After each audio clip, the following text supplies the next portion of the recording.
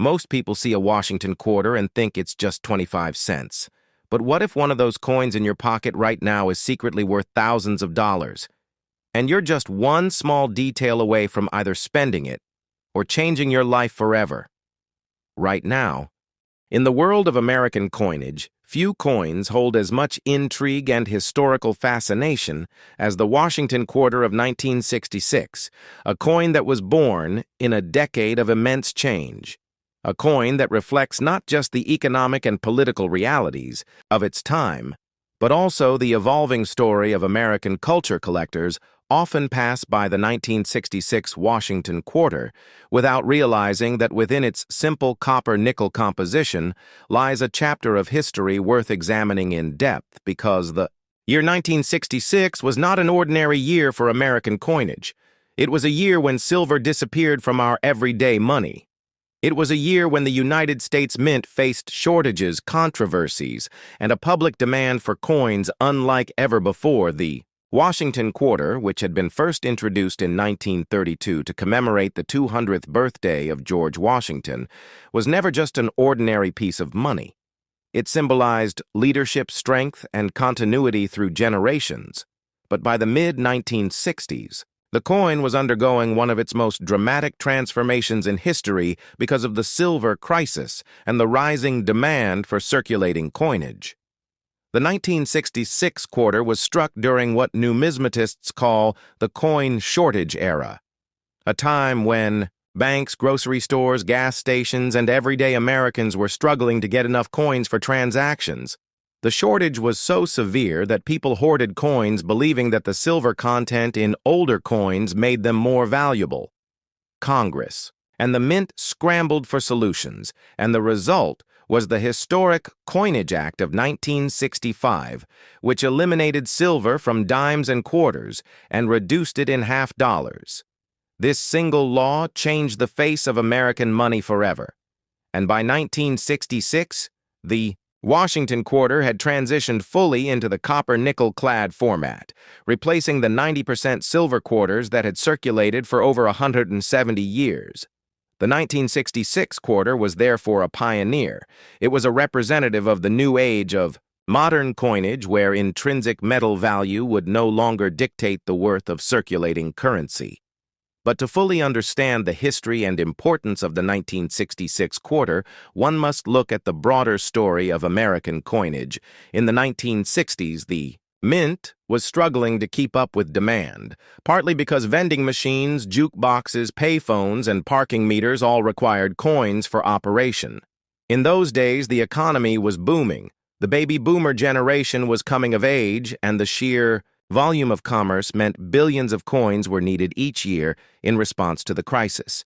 The Mint not only changed the composition of coins, but also suspended mint marks in 1965, 1966, and 1967 to discourage hoarding.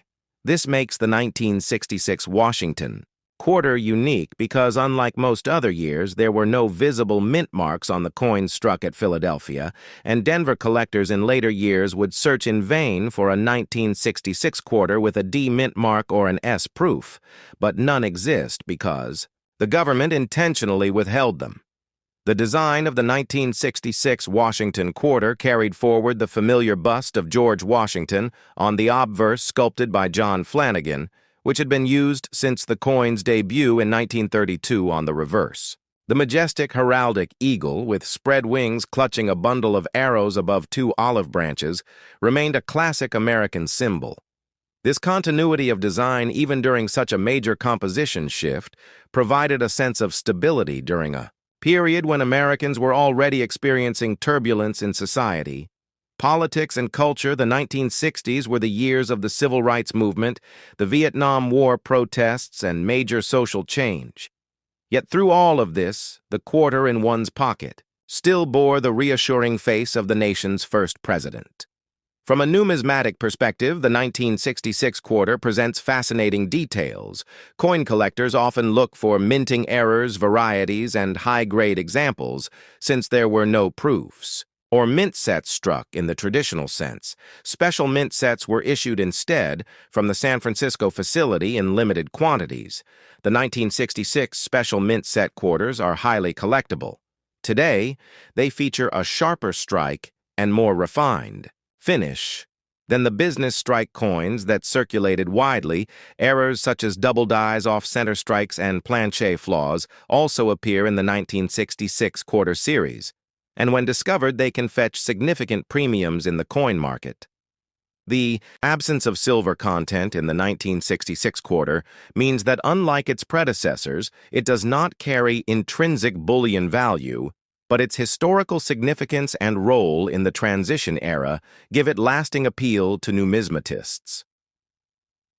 The coin shortage crisis itself is a story worth telling because it was one of the few times in American history when the availability of coins became a national issue. Congress debated whether people were hoarding coins for speculation, whether vending machine companies had too much influence, and whether the mint could modernize fast enough to meet the demands of a rapidly changing society. The decision to remove silver from dimes and quarters was controversial at the time.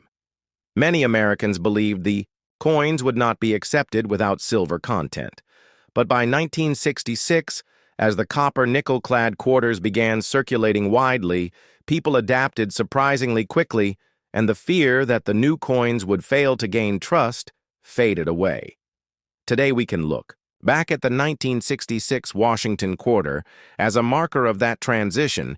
It tells the story of how the United States finally separated the intrinsic value of its coinage from its face value, entering the modern era of fiat coinage. Collectors today often ask what makes the 1966 quarter valuable. The truth is that in most circulated conditions, it remains a common coin worth only its face value.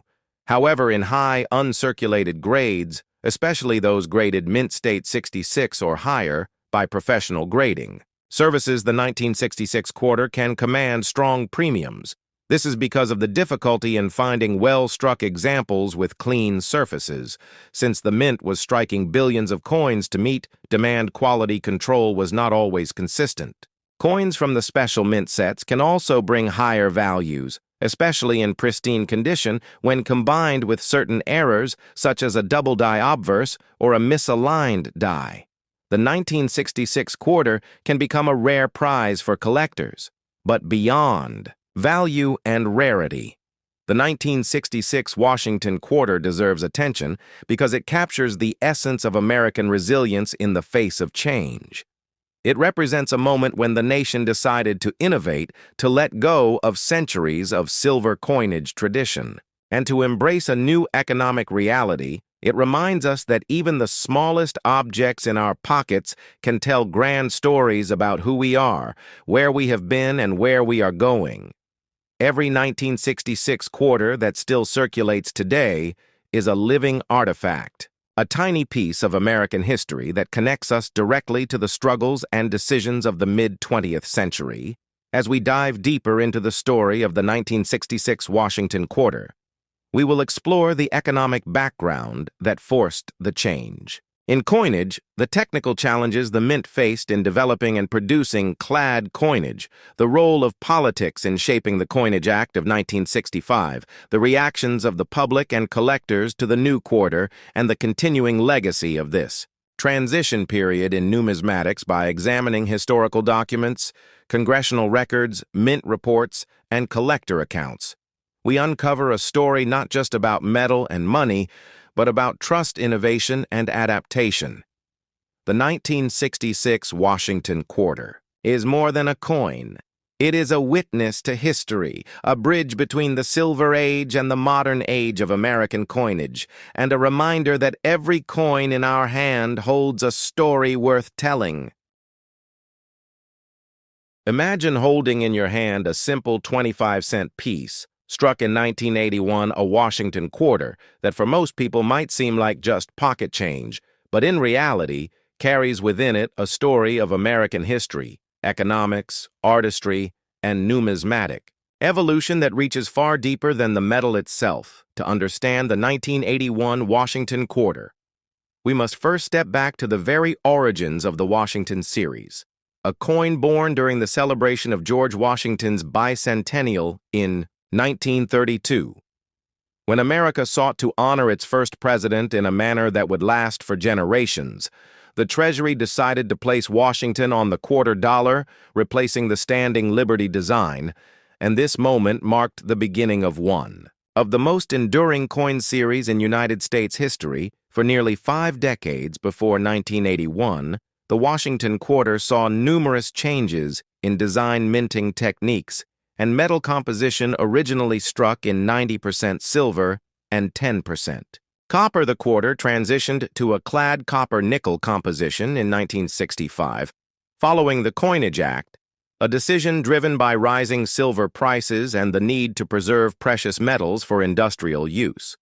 This shift made the Washington quarter of 1981 part of the so-called clad-era coins that represented modern minting efficiency rather than the traditional silver-based economy, but that does not mean the 1981 quarters are without interest. In fact, the story of these coins is fascinating. When viewed through the lens of mint production numbers, collector demand, historical context, and the hidden varieties that keep collectors searching through their change jars, the 1981 quarter was struck at 3 facilities: the Philadelphia Mint, the Denver Mint, and the San Francisco Mint. The Philadelphia coins bore no mint mark, as was customary. The Denver issues carried the D mint mark, while San Francisco produced both proof coins and collector versions with the S mint mark in 1981. These coins entered circulation at a time when inflation was impacting daily life, and the purchasing power of a quarter was already a fraction of what it had been only a decade earlier, yet the design remained steady. John Flanagan's portrait of George Washington on the obverse, with its neoclassical style, retained the aura of dignity that the mint had always intended, while the reverse continued to display the heraldic eagle with outstretched wings, an image of strength, national identity, and continuity. The mintages of 1981 are remarkable in their own right. Philadelphia struck hundreds of millions of quarters. Denver likewise produced vast numbers, ensuring that these coins would be plentiful in circulation. But where rarity and intrigue begin to emerge is with the proof issues and the quality of the strikes, because the 1981 proof sets included both Type 1 and Type 2 S mint marks, the first being a filled S, and the second being a clearer, sharper S. Collectors often seek these varieties, and in the world of modern coin collecting, these differences create layers of value and desirability beyond the face value of the coin. In terms of historical importance, 1981 was situated in an era of American transition. The Reagan administration had just begun bringing new directions in economic policy, military buildup, and renewed patriotism. The coinage of the time became symbols of this shift, an era when everyday currency was no longer tied to precious metals, but still held cultural and historical weight. To understand the significance of the 1981 quarter in a numismatic sense, one must dive into grading standards, errors, and the fascinating anomalies that collectors' prize coins struck off center. Double dies, weak strikes, and high-grade mint state examples can turn a seemingly ordinary 1981 quarter into a piece worth far more than its denomination. For example, finding a 1981 Washington quarter graded MS-67 or higher by PCGS or NGC can place its value into the hundreds, due to scarcity at that pristine level. Even more so for proof examples with cameo or deep cameo designations, which show the contrast between frosted design elements and mirror-like fields. The artistry of the Washington quarter, though often overlooked, is essential to the narrative. Flanagan's design has been critiqued, debated, and defended for decades. Some argue that Laura Garden Fraser's original design for the Washington bicentennial should have been chosen instead, but Flanagan's portrait carried through to the end of the 20th century, anchoring American coinage in a classical style. The 1981 coin therefore serves as a bridge between eras. It embodies the steadfastness of tradition, yet exists firmly in the modern clad era. Its Story is not just about metal content or circulation, but about the philosophy of American coinage, how the mint balances artistry production demands and the economic realities of the nation to stretch this history into a full-length exploration. One must also dive into the collecting culture of the early 1980s. Coin shows were thriving, price guides were becoming increasingly influential, and publications like the Red Book were essential for hobbyists. The Washington Quarter series became a staple of albums and folders where collectors could hunt for each date and mint mark filling pages with the fruits of their labor, and the 1981 issues were no exception. They may not be the rarest, but they provided essential steps toward the larger challenge of completing the series. When you place the 1981 Washington Quarter into its broader historical tapestry, you uncover stories of minting technology, advances in die-making, the shift from hand engraving to computer-assisted processes, and the refinement of planche preparation that shaped the coins we see today. Even the luster of a high-grade 1981 quarter tells us something about how the mint was perfecting its process of mass production while attempting to maintain visual appeal to bring collectors and historians alike into the deeper narrative. One might also examine how these coins circulated, what they could buy in 1981 compared to today, and how inflation and economic shifts have altered the value of everyday currency. A quarter then could purchase a phone call, a small snack, or contribute meaningfully to daily transactions. But today, the same coin often feels insignificant, underscoring how currency has shifted from tangible purchasing power to largely digital transactions. Yet through all of this, the Washington Quarter of 1981 still circulates, still serves as a piece of living history in pockets and coin rolls across the country. In conclusion, the 1981 Washington Quarter is not just another piece of pocket change. It is a window into American history, minting practices, artistry, economic change, and the collecting passion that continues to thrive decades later. To tell its story fully is to tell the story of America in 1981 and the enduring legacy of a coin series that has stood the test of time for nearly a century. And that is why, when you look closely at a Washington Quarter from 1981, you are not just seeing 25 cents, you are holding a piece of history that continues to inspire collectors, historians, and everyday citizens alike. Imagine holding in your hand a small piece of metal that carries not only the face of the nation's first president, but also decades of American history. From the time it was struck in the early 1970s, the Washington Quarter, minted in 1972, is more than just 25 cents of change. It is a symbol of a country in transition, a nation that was leaving behind the turbulent 1960s and entering a new decade filled with economic struggles, cultural shifts, and political challenges. And within that quarter, struck in copper-nickel, not silver anymore, lies a reflection of those times. Now, to truly understand the 1972 Washington Quarter, we must first journey back to the origins of the Washington Quarter itself, a coin that was first authorized in 1932 to honor the 200th anniversary of George Washington's birth. The idea was originally meant as a one-year commemorative coin, but its popularity and its design by sculptor John Flanagan ensured that it became a permanent part of American coinage.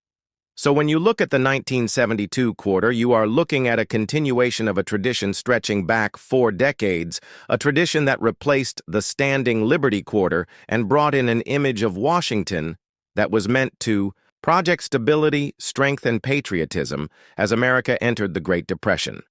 Fast forward to 1972, and the Washington Quarter had already seen several important changes, most notably the removal of silver in 1965 due to rising costs of silver, bullion, which meant that by the time the 1972 quarters were struck, they were composed of a clad copper-nickel alloy with an inner core of pure copper, surrounded by a layer of nickel, which gave them their shiny, silvery appearance, but took away the intrinsic bullion value that earlier quarters carried. The Coinage Act of 1965 had ushered in this new era, and by 1972, every quarter you could find in circulation carried this copper nickel-clad composition, no longer a coin of precious metal, but still an essential piece of commerce and everyday life in America.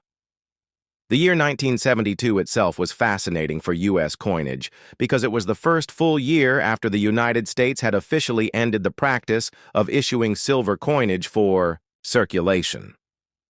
It was also a year that marked a peak in production as the U.S. Mint in Philadelphia.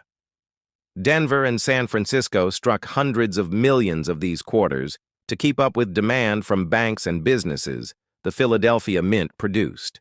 The majority without any mint mark, while the Denver Mint quarters bore a small D and the San Francisco Mint produced proof issues with a distinctive S mint mark struck with polished dies and special planchets meant for collectors rather than circulation.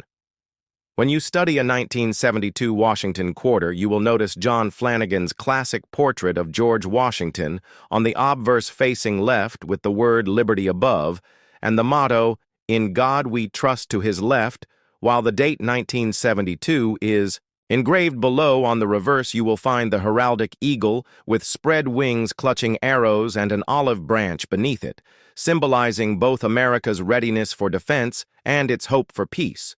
The words United States of America and E pluribus unum stand tall above, while the denomination quarter dollar rests below.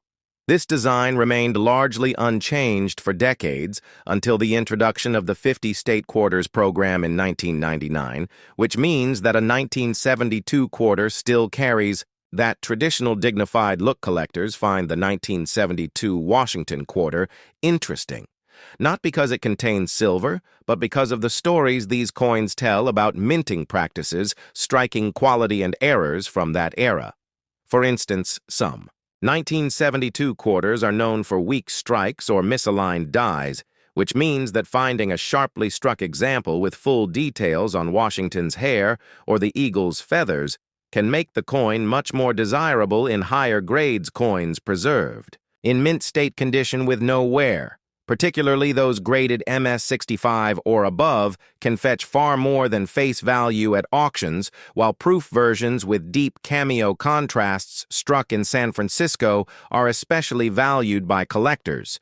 To put the 1972 quarter into perspective, we must also look at the broader economy of the early 1970s. Inflation was on the rise, wages, and prices were being squeezed. The U.S. dollar itself was losing ground after President Nixon ended the Bretton Woods system and detached the dollar from gold in 1971, which meant that coins like the quarter became purely fiat in nature. Their value was only what the government declared it to be, not tied to silver or gold anymore. So the quarter of 1972 represents a moment in time when Americans were adjusting to this new financial reality, when carrying a coin was no longer about holding intrinsic value, but about trusting in the faith and credit of the government. The Washington quarter, minted in 1972, also links us to the culture of that era. Think about it. This was the time of the Watergate scandal. The Vietnam War was still ongoing, and American society was shifting rapidly. Coins minted that year traveled through hands at gas stations, diners, and supermarkets.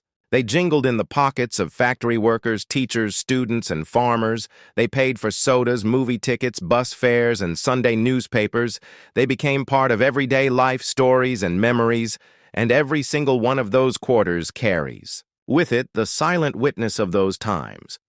Now, when we analyze the numismatic details, we see that the Philadelphia Mint produced over 215 million quarters that year, while the Denver Mint struck around 311 million, and the San Francisco Mint produced about 2 million proof coins. So while none of these are particularly rare in circulation, the challenge lies in condition.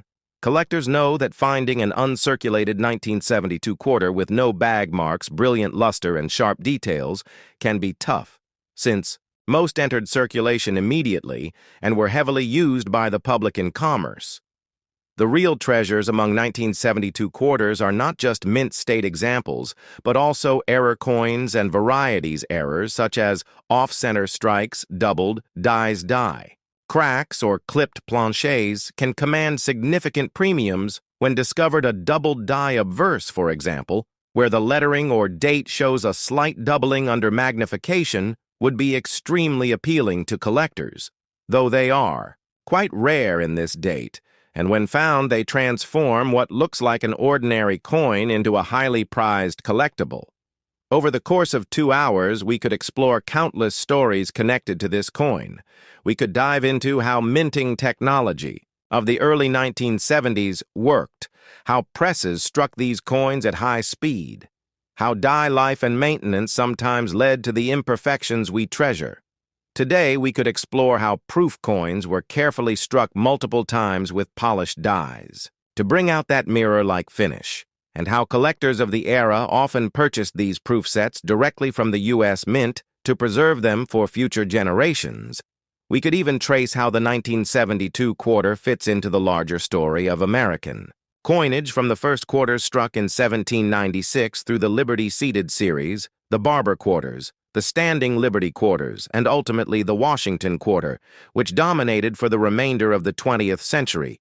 The 1972 Washington quarter is not just a piece of metal. It is a snapshot of American history, a product of a mint-balancing mass production with artistry, a coin that tells us about inflation and economics, about everyday life, and about the collecting world. It may not hold silver, but it holds a story, and that story is what makes it valuable far beyond its face value.